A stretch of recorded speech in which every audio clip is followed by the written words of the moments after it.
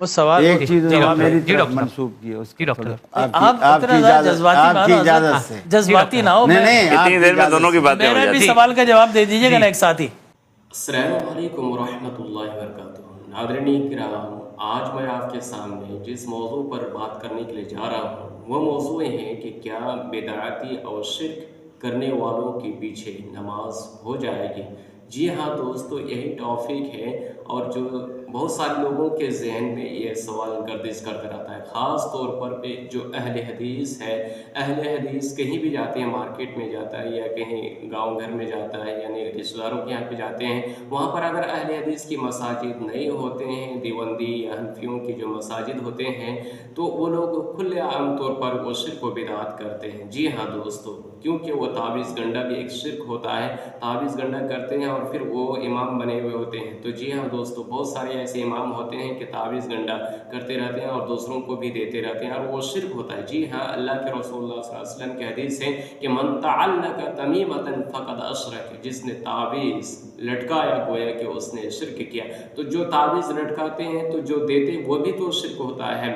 تو یہ جو بہت سارے علماء کرام ہوتے ہیں، جو بہت سارے دیوبندی کے جو عالم ہوتے ہیں، وہ تعویذ گنڈا کرتے رہتے ہیں، تو یہ شرک ہوتا ہے. تو کیا ان کے پیچھے نماز ہوگی یا نہیں ہوگی؟ اور جو بدعات کے کام کرتے ہیں تو ایسے بدعاتیوں کے پیچھے نماز ہوگی یا نہیں ہوگی؟ تو آئیے ہم اس ویڈیو میں دیکھ لیتے ہیں کہ قاری خلیل الرحمن اس کے بارے میں کیا جواب دیتے ہیں. آئیے آپ اس ویڈیو میں پہلے آپ سن لیجئے. شرک اور بدعت کرتا ہے، کیا اس کے پیچھے نماز ہو جائے گی؟ کیا جو شرک اور بدعت کرتا ہے نماز ہو جائے گی؟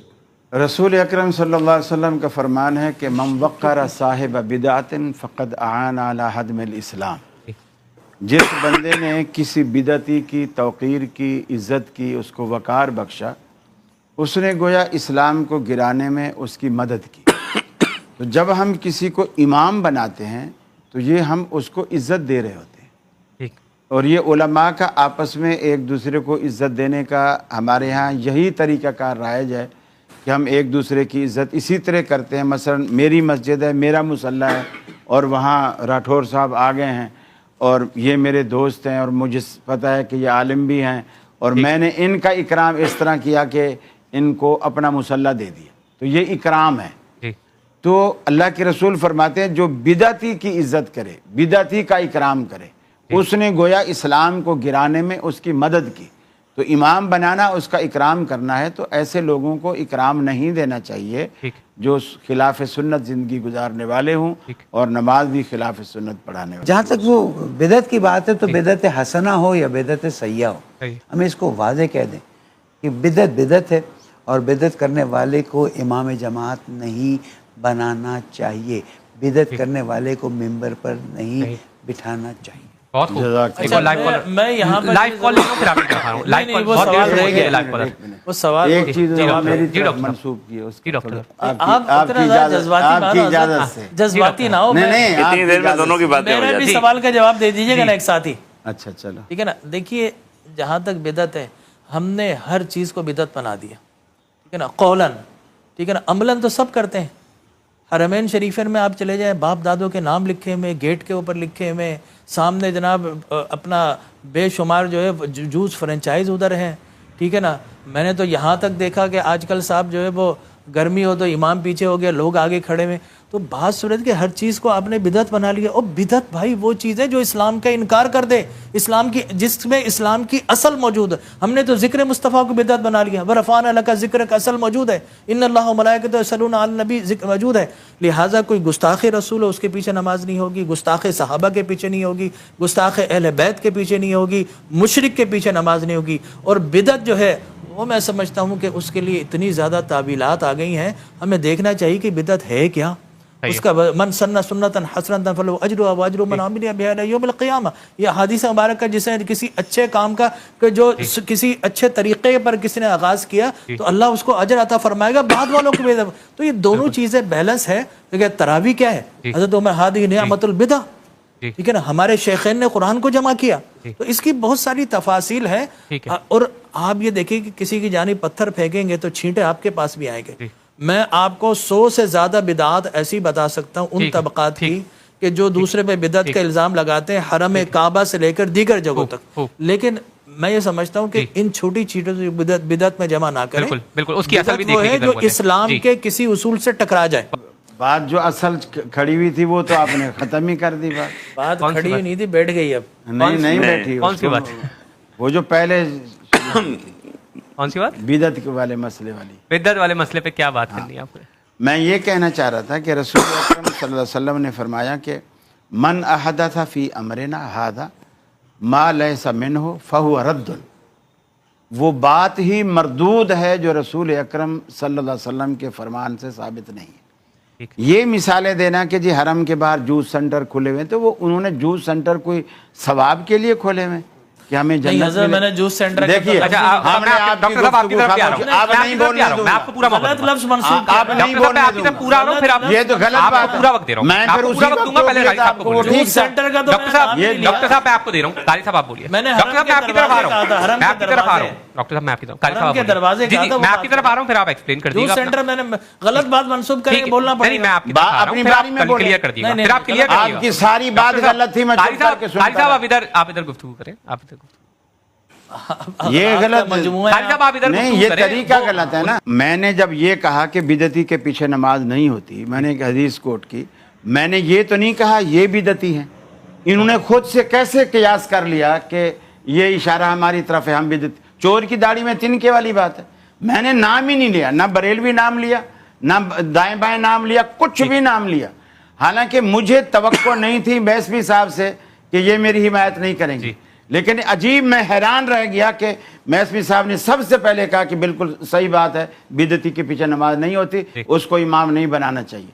قرآن مجید کہتا ہے قُلْ هَلْ نُنَبِّئُكُمْ بِالْأَخْسَرِينَ أَعْمَالًا الَّذِينَ ضَلَّ سَعْيُهُمْ فِي الْحَيَاةِ الدُّنْيَا وَهُمْ يَحْسَبُونَ أَنَّهُمْ يُحْسِنُونَ صُنْعًا. فرمایا کیا میں تمہیں تمہارے اعمال کا گھاٹا نہ بتاؤں کہ لوگ عمل کرتے ہیں اور وہ اپنے تائیں یہ گمان کر لیتے ہیں ہم تو اچھا کر رہے ہیں, بڑا نیکی کا کام ہے, خوبصورت کام ہے.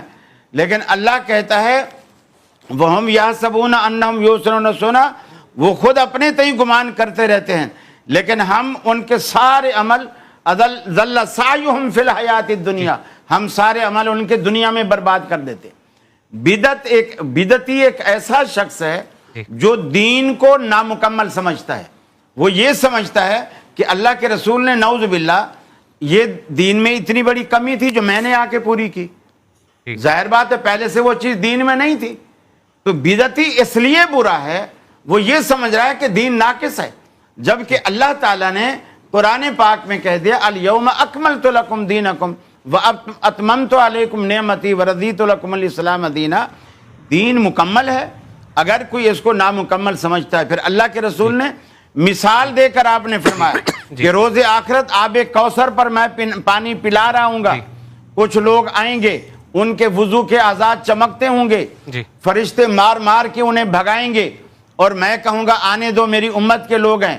فرشتے کہیں گے انک لا تدری ما احدثوا بعدک, آپ کو اللہ کے حبیب نہیں معلوم انہوں نے آپ کے بعد دین میں کیا کیا خرافات اور بدعات پیدا کی. تب میں فرماؤں گا سحقن سحقن لمن غیر عبادی, لعنت ہو دوری ہو ان لوگوں پر جنہوں نے میرے بعد میرے دین میں تبدیلیاں کی. ڈاکٹر صاحب آپ سے بھی مختصراً میں چاہتا ہوں جو دیکھیں یہ تو پہلے کر بیٹھے تھے. دیکھیں نہیں اب جواب دیکھیں. انہوں نے گفتگو میں چور اور داڑھی اور قیاس اور بریلوی یہ جو الفاظ جو کہیں یہ واپس لے لیں, ٹھیک ہے. پہلی بات تو یہ ہے کہ ہر نیا عقیدہ بدعت ہے, ٹھیک ہے نا. نئے عمل تو قیامت تک جاری و ساری ہے. ادھر بیٹھے ہوئے یہ بھی نیا عمل ہے, یہ رسول اللہ کے زمانے میں نہیں تھا. اپنی بات کو انہوں نے خود اپنے اوپر لے لیا. حضور کے زمانے میں ایسا کوئی عمل نہیں تھا کہ میڈیا اور اس پر جا کر آپ ٹاک شو کریں گے اور یہ کریں گے اور وہ کریں گے. یہ بھی بدعت اور دین کا کام کر رہے ہیں, ٹھیک ہے نا. اسی طریقے سے قولا تقول لما تصف هذا حلال وهذا حرام لتفتروا على الله الكذب, دین کے اندر جو حرام اور حلال کے فتوے دیتے ہیں لوگوں کے لیے, اللہ اور رسول کا اس سے کوئی تعلق نہیں. یہ منصب صرف اللہ کا ہے اور اس کے نبی کا ہے. اب اگر آپ یہ کہتے ہیں کہ حضور نے یہ بھی فرمایا علیکم بسنتی وسنت الخلفاء الراشدین المہدیین, کہ میری سنت کو پکڑو, میرے خلفاء راشدین کی سنت پکڑو.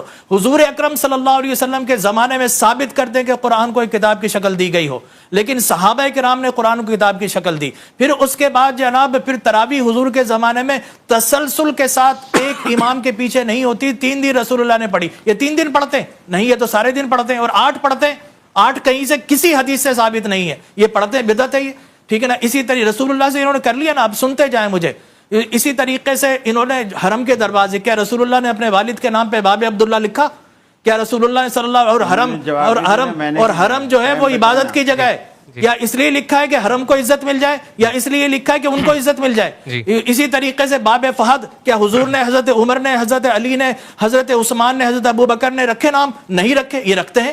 اسی طریقے سے امام پیچھے کھڑا ہے تراویح کے اندر, لوگ آگے کھڑے میں, کیا یہ بدعت نہیں ہے؟ رسول اللہ کے زمانے میں یہ سب کچھ ہوا تھا, ٹھیک ہے نا. تو بات یہ حضرت, اور ہر نیا عقیدہ بدعت ہے, ٹھیک ہے نا. لگائیں حضور اکرم صلی اللہ علیہ وسلم سے کس کا رفع مل رہا ہے. تو میرے کہنے کا مقصد یہ ہے کہ چور جو ہے نا مچائے شور, لہذا شور مچانے سے جو نا فائدہ نہیں ہوگا. اگر میں گنوانا شروع کروں نا ان کی بدعتیں, تو آپ یقین کیجئے کہ پوری 100 سے زیادہ بدعتیں ہو جائیں گی ان کی, ٹھیک ہے نا. انہوں نے تو ہر حدیث کو ضعیف کہنا, یہ ان کی بدعت, ان کا طریقہ بن گیا ہے. لہٰذا میں یہ سمجھتا ہوں, قاری صاحب سے میری درخواست ہے کہ اب اپنا مسلک اپنے ساتھ رکھیں, دوسروں پر نہ تھوپیں. انہوں نے تو رسول اللہ کے ذکر کو بدعت بنا لیا, ناز شریف کو بدعت بنا لیا. مفتی صاحب آپ میں صرف اتنا عرض کروں گا, جو بحث یہاں ہو رہی ہے وہ بدعت سے باہر نکل گئی ہے.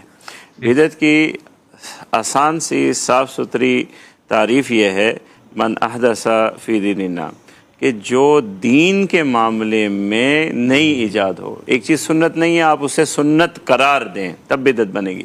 ایک چیز عبادت نہیں ہے, آپ اسے عبادت کریں پھر وہ بدعت بنے گی. ایک تو یہ سب ہم اس بات پہ دوسری بات یہ ہے کہ اب ایک شخص آپ کے یہاں بدعتی ہے, اب آپ اسے عزت کرام نہ دیں. اس حد تک میں اتفاق کرتا ہوں کہ آپ اسے اپنی مسجد میں امام نہ بنائیں, عزت نہ دیں, نہ بنائیں, آپ اپنے آدمی کو امام بنائیں.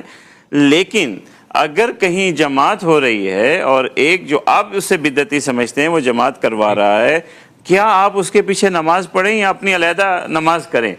ہمارے نزدیک نماز اس کے پیچھے مکروہ ضرور ہے, لیکن تنہا پڑھنے سے بہتر یہ ہے کہ وہیں جماعت کے ساتھ پڑھیں. آپ اس کے پیچھے نماز ہو جاتی ہے, کیونکہ جو کلمہ گو ہے جب اس کی نماز صحیح ہے تو اس کے مقتدی کی نماز اس کے پیچھے ہو جائے گی. تو ناظرین کرام, آپ نے سن لیا کہ جو بدعتی ہوتے ہیں ان کے پیچھے نماز نہیں ہوگی, اور جو شرک کرنے والے ہوتے ہیں اس کے پیچھے بھی نماز نہیں ہوتی. جی ہاں دوستو, شرک کو اللہ رب العالمین تو ذرہ برابر بھی معاف نہیں کرتا. جی ہاں دوستو, اللہ رب العالمین نے ارشاد فرمایا کہ ان الشرک لظلم عظیم, شرک بہت بڑا ظلم ہے اور یہ سب سے گناہوں میں سے سب سے بڑا گناہ ہے. جی ہاں دوستو, شرک کہتے ہیں کہ اللہ رب العالمین اکیلا ہے, تنہا ہے, اور اللہ رب العالمین کے ساتھ کسی دوسرے کو شریک ٹھہرائیں گے تو اللہ رب العالمین کبھی بھی معاف کرنے والا نہیں ہے. ہاں, اگر زندگی میں ہی رہتے ہوئے اگر توبہ استغفار کر لیں گے, شرک کو چھوڑ دیں گے اور اللہ رب العالمین سے معافی مانگ لیں گے تو اللہ رب العالمین آپ کو معاف کر دیں گے. لیکن شرک کے حالات میں اس دنیا سے ڈیٹ ایکسپائر ہو جائے, مر جائے, تو اللہ رب العالمین سیدھے جہنم میں داخل کر دیں گے. جی ہاں دوستو, تو جو شرک و بدعات کے کام انجام دیتے ہیں تو ایسے لوگوں کے پیچھے نماز نہیں ہوگی. تو یہ میرے بھائی اور دوستو, اس ویڈیو کو زیادہ سے زیادہ ان حضرات تک پہنچا دیجئے جو بدعتی لوگوں کے پیچھے نماز پڑھ رہے ہیں, اس سے استفادہ ہو جائے, اس سے معلوم ہو جائے. تو آپ اس ویڈیو کو زیادہ سے لائک کیجئے, سبسکرائب کیجئے اور گھنٹی کا بیل آئکن دبا کر کے دوسروں کو بھی شیئر کر دیا. Thanks for watching this video.